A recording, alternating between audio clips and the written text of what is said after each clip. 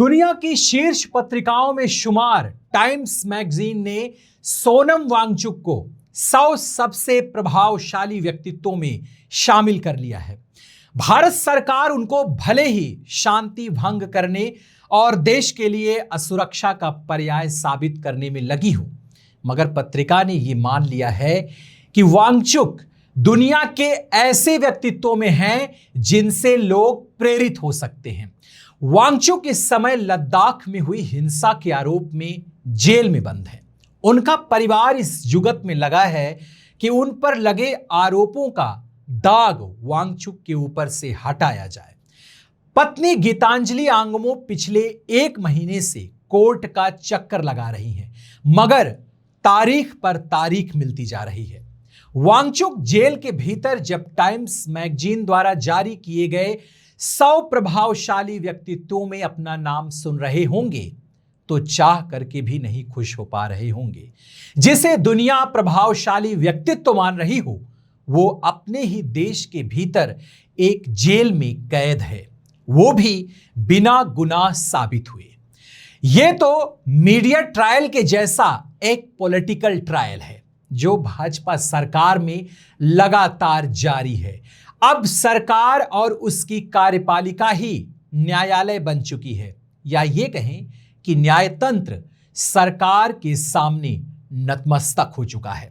नमस्कार, मैं हूं विवेक रंजन और आप देख रहे हैं द क्रेडिबल न्यूज। आज हम एक ऐसे मामले पर बात करेंगे जो भारतीय राजनीति और पर्यावरण कार्यकर्ता को लेकर कई सवाल उठाता है। लद्दाख के जलवायु कार्यकर्ता सोनम वांगचुक, उन्हें सितंबर में गिरफ्तार किया गया था, लेकिन उनके खिलाफ लगाए गए आरोप अब भी गंभीर सवालों के घेरे में हैं। हमने पहले भी एक स्टोरी की थी और हम आगे भी सोनम की याद आपको दिलाते रहेंगे, आप भले ही भूल जाएं। सोनम वांगचुक को टाइम मैगजीन ने the 100 most influential climate leaders of 2025 की लिस्ट में जगह दी है। मैगजीन ने लिखा कि वांगचुक एक इंजीनियर, शिक्षाविद और सामाजिक कार्यकर्ता हैं। पिछले महीने उन्हें लद्दाख को पूर्ण राज्य का दर्जा दिलाने के प्रदर्शन के चलते गिरफ्तार किया गया था। वो पिछले 1 दशक से प्राचीन सांस्कृतिक परंपरा, कृत्रिम ग्लेशियर बनाने में नई वैज्ञानिक तकनीकों को शामिल करने का काम कर रहे हैं। अब आइए पहले जान लेते हैं कि सोनम को लेकर टाइम्स मैगजीन ने क्या कहा है। सोनम वांगचुक लद्दाख के ऊंचे पहाड़ों में बड़े हुए, जहां उन्होंने अपने बुजुर्गों से यह कहानी सुनी कि पुराने समय में लोग एक गुफा में जाकर नया ग्लेशियर बनाते थे। जैसे कोई बच्चा जन्म लेता हो वैसा ही। आगे चलकर वांगचुक एक इंजीनियर, शिक्षक और पर्यावरणकर्ता बने।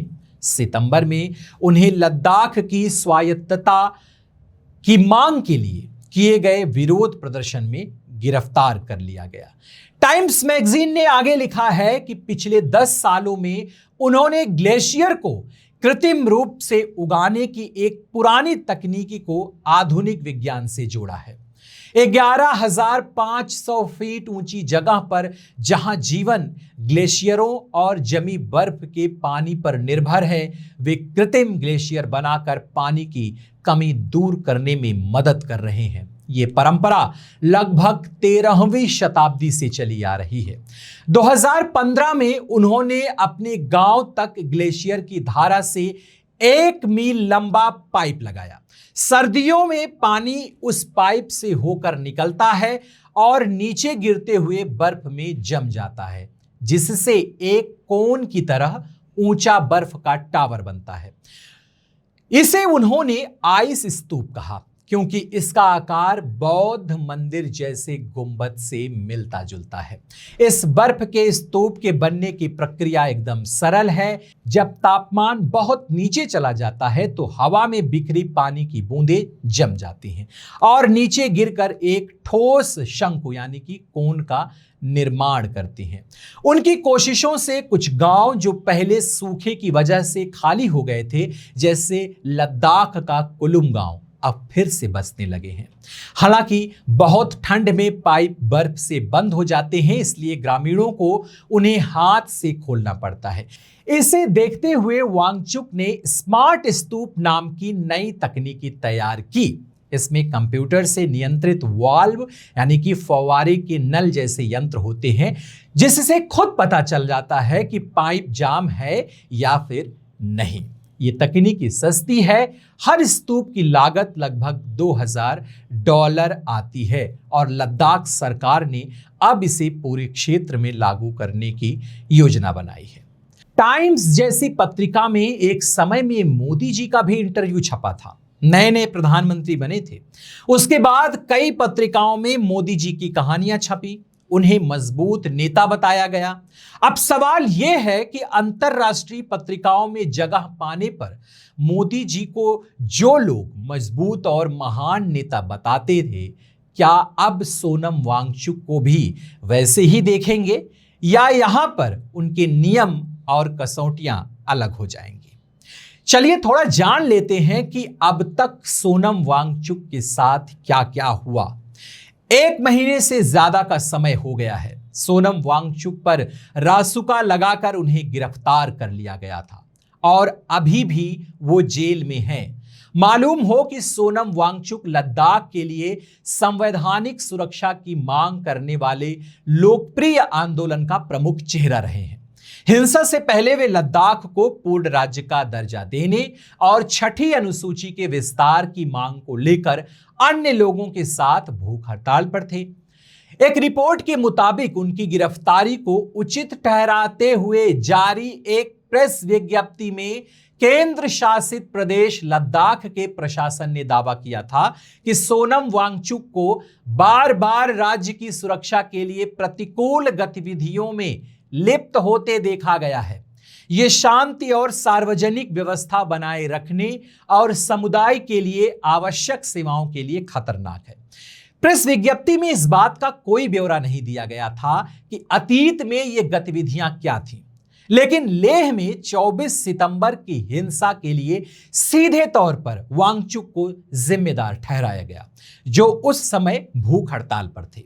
जब आक्रोशित भीड़ ने प्रशासन पर अपना गुस्सा उतारा तो आपको बता दें कि वांगचुक को 26 सितंबर से कड़े राष्ट्रीय सुरक्षा अधिनियम के तहत जोधपुर सेंट्रल जेल में बंद कर दिया गया। अब उनकी पत्नी गीतांजलि आंगमो लगातार इस कोशिश में काम कर रही हैं कि वांगचुक पर जो आरोप लगाए गए हैं वो और उनका दाग किस तरीके से वांगचुक से हटाया जाए। आज जब उन्हें टाइम्स मैगजीन में शामिल किया गया तो आंगमो ने एक्स पर एक पोस्ट की। उन्होंने लिखा कि टाइम मैगजीन उन्हें दुनिया के 100 प्रभावशाली लोगों में शामिल कर रही है और हमारी सरकार उन्हें एंटी नेशनल करार दे रही है। सरकार की तरफ से कहा जा रहा है कि उनसे यानी कि सोनम वांगचुक से देश की सुरक्षा को खतरा है। आंगमो पिछले 1 महीने से वांगचुक की गिरफ्तारी को लेकर सवाल उठा रही हैं और सुप्रीम कोर्ट का चक्कर लगा रही हैं। ये रिपोर्ट थोड़ी सी लंबी जरूर होगी, लेकिन दर्शकों आपको इसे जरूर सुनना होगा। अब कुछ उन दावों पर बात कर लेते हैं जो वांगचुक को लेकर समय समय पर सोशल मीडिया पर फैलाए गए। द स्क्रॉल की एक रिपोर्ट के अनुसार वांगचुक पर लगे कुछ आरोपों की चीरफाड़ की गई है। इस रिपोर्ट में काफी गहनता से उन वीडियोस और खबरों का पोस्टमार्टम किया गया जिनको देखकर और पढ़कर देश की जनता के भीतर वांगचुक की छवि देश विरोधी के रूप में स्थापित की गई। भाजपा के द्वारा संचालित आईटी सेल और कुछ सोशल मीडिया मैनेजर्स के द्वारा जो रायता फैलाया गया था, इस रिपोर्ट में उसे साफ करने का काम किया गया है। रिपोर्ट में पहली बात और पहला आरोप जो वांगचुक पर लगाया गया, क्या कहा गया था कि वांगचुक ने हिंसा भड़काई। सरकार का दावा है कि वांगचुक ने 24 सितंबर को लेह में हुई हिंसा को भड़काया, लेकिन इसे बारीकी से देखें तो तस्वीर एकदम बदल जाती है। भाजपा के सोशल मीडिया प्रमुख अमित मालवीय ने वांगचुक के 14 सेकंड के वीडियो को काट कर साझा किया। उन्होंने दावा किया कि वांगचुक नेपाल, बांग्लादेश और श्रीलंका जैसे देशों में जिस तरह से सरकार गिराई गई, वैसे ही भारत में भी सरकार गिराने की बात कर रहे हैं। लेकिन सच क्या है? वह 14 सेकंड का क्लिप असल में 30 मिनट के भाषण से काटा गया था। पूरे भाषण में वांगचुक शांतिपूर्ण विरोध की बात कर रहे थे। उनका सीधा संदेश था, हम दूसरों को गोली मारकर या हिंसक तरीके से मारने के बजाय खुद भूखे मरे। जब हिंसा भड़की उसी दिन दोपहर 2 बजे वांगचुक ने तुरंत सोशल मीडिया पर एक वीडियो पोस्ट किया और युवाओं से हिंसा रोकने की अपील की थी। दूसरा आरोप, पाकिस्तान का दौरा। आखिर गलत क्या है इसमें? फरवरी में वांगचुक को संयुक्त राष्ट्र के द्वारा पाकिस्तान में एक जलवायु सम्मेलन में बोलने के लिए आमंत्रित किया गया था। भारत सहित कई देशों के प्रतिनिधि भी वहां मौजूद थे। वांगचुक ने अपने कृत्रिम ग्लेशियर के स्तूपों के बारे में बात की। उन्होंने भारत सरकार और प्रधानमंत्री मोदी की जलवायु पहल की भी तारीफ की थी। लेकिन सितंबर में 7 महीने बाद यह अचानक एक विवाद में बदल गया। सवाल यह है कि क्या संयुक्त राष्ट्र के आमंत्रण पर अंतरराष्ट्रीय सम्मेलन में भाग लेना कोई गुनाह है, कोई गलत बात है? क्या यह वांगचुक की जिम्मेदारी नहीं थी? तीसरा आरोप उन पर लगता है जो बार बार वीडियोस में या फिर फुटेज में या सोशल मीडिया पर आईटी सेल के द्वारा फैलाया जाता है, वो है कि वो चीनी एजेंट। तो फिर सवाल यह है कि साक्ष्य क्या है? वांगचुक पर चीनी एजेंट होने का आरोप लगाया गया, लेकिन उनके यूट्यूब चैनल पर चीन को जवाब शीर्षक की पूरी सीरीज है, जहां वे लद्दाख में चीनी घुसपैठ के खिलाफ बोलते हैं। अप्रैल 2024 में उन्होंने एक पश्मीना मार्च का आयोजन किया ताकि भारतीय क्षेत्र पर चीनी कब्जे को उजागर किया जा सके। अब अगर चीन भारत पर कब्जा कर रहा है और उसे जनता उजागर करती है तो ये कौन सा गुनाह है? माने कि चुपके चुपके चीन भीतर घुसता रहे और जनता अगर सवाल पूछ ले सरकार से तो वो देशद्रोही है। एक वीडियो क्लिप वायरल हुआ जहां कहा गया कि वांगचुक चीन को भारत पर आक्रमण करने में मदद करेंगे, लेकिन पूरा वीडियो देखने पर पता चला कि वह एक हास्य कलाकार के शब्दों को उद्धृत करते हुए लद्दाखियों की निराशा के बारे में बात कर रहे थे। यानी कि आप कहीं पर कॉमेडी या फिर सटायर तरीके की बातें नहीं कर सकते। शब्द शब्द पकड़ने की तो आईटी सेल और सोशल मीडिया मैनेजर, जो इससे पहले मैंने उन प्रभु का नाम लिया, इन सब की यही आदत है।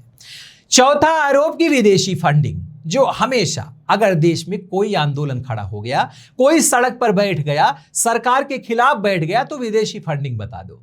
सरकार ने वांगचुक के संस्थान को विदेशी फंडिंग लाइसेंस रद्द कर दिया। सरकार का कहना है कि उन्हें राष्ट्रीय संप्रभुता पर अध्ययन के लिए विदेशी धन मिला था। हालांकि यह बात एकदम हास्यास्पद है कि धन मिलने की बात यहाँ कहाँ से आ गई। मोदी जी अगर लंदन के स्कूल भारत में खोल रहे हैं, यहाँ खोलने की इजाज़त दे रहे हैं, तो धन कहाँ का लग रहा है और कौन कहाँ का धन दबा के बैठना चाहता है? आगे बताते हैं आपको। संस्थान का दावा था कि वह खाद्य सुरक्षा और संप्रभुता पर काम कर रहा था, यानी कृषि और पोषण संबंधी मुद्दे पर। अद्भुत बात यह है कि सरकार ने अपने आदेश में खाद्य संप्रभुता को राष्ट्रीय संप्रभुता में बदल दिया। यह शब्दों का एक साधारण खेल है, लेकिन आरोप को गंभीर बनाने के लिए इस्तेमाल किया गया। अब असली सवाल यह है कि विवाद क्या है? लद्दाख की जनता 2020 से मांग कर रही है कि उन्हें भारतीय संविधान की 6ठी अनुसूची का दर्जा दिया जाए। इससे स्थानीय समुदायों को अपनी जमीन, पानी और संसाधनों पर नियंत्रण मिलेगा। अब नियंत्रण स्थानीय लोग चाह रहे हैं, लेकिन मोदी जी तो किसी और का ही नियंत्रण वहां पर थोपना चाहते हैं। आगे अलग किसी विषय पर हम बात करेंगे। भाजपा ने 2019 और 2020 के चुनावों में यही वादा किया था, लेकिन ये वादा पूरा नहीं हुआ। वादा से मुकर जाने की आदत तो मोदी जी को है ही है, इसमें नई क्या बात है। लद्दाख में 95% आदिवासी जनता है। छठी अनुसूची में न केवल उन्हें स्वायत्तता मिलेगी बल्कि बड़ी कॉरपोरेट कंपनियों को 48,000 एकड़ की मेगा सोलर परियोजना लगाने से भी रोका जा सकेगा। यानी कि मुद्दा समझ में आया आपको? बड़ी कॉरपोरेट कंपनियों को रोका जा सकेगा। मोदी जी कैसे रोक सकते हैं अपने दो चहेतों को? दो चहेते नाम जान रहे होंगे आप। अब उनको अगर कोई रोके तो उनको बचाने के लिए तो वो कुछ भी कर सकते हैं। LIC हो, जीवन बीमा निगम लिमिटेड हो, उससे पैसा देना हो, कुछ भी कर सकते हैं। असली कहानी क्या है उसको हम आपको बताते हैं। वांगचुक पहले सरकार की बड़े पसंदीदा थे। भाजपा के नेताओं ने उनकी बड़ी सराहना भी की थी। सेना के जनरलों ने भी उनके आविष्कारों की तारीफ की थी। आपको बता दें कि वांगचुक ने हमारी भारतीय सेना के लिए ग्लेशियर्स पर एक गर्म कमरों का निर्माण किया था जहां पर वो भारी ठंडक से बच सकते हैं। तो सेना ने उनकी तारीफ की थी, लेकिन ये तारीफ जल्द ही कितनी बड़ी दुश्मनी में बदल गई। लेकिन जब उन्होंने जनता के साथ खड़े होकर स्वायत्तता की मांग की तो एक ही दिन में उन्हें देशद्रोही करार दे दिया गया। द स्क्रॉल की रिपोर्ट यह साफ करती है कि वांगचुक पर लगाए गए अधिकांश आरोप या तो काटे हुए वीडियोस पर आधारित हैं या फिर शब्दों में जोड़ तोड़ के बनाए गए हैं। असली सवाल यह नहीं कि वांगचुक कौन है, असली सवाल यह है कि लद्दाख की जनता को उनके संसाधनों पर अधिकार मिलने से क्यों रोका जा रहा है। यह एक ऐसा सवाल है जिसका जवाब भारतीय लोकतंत्र को देना चाहिए। देखते रहिए द क्रेडिबल न्यूज।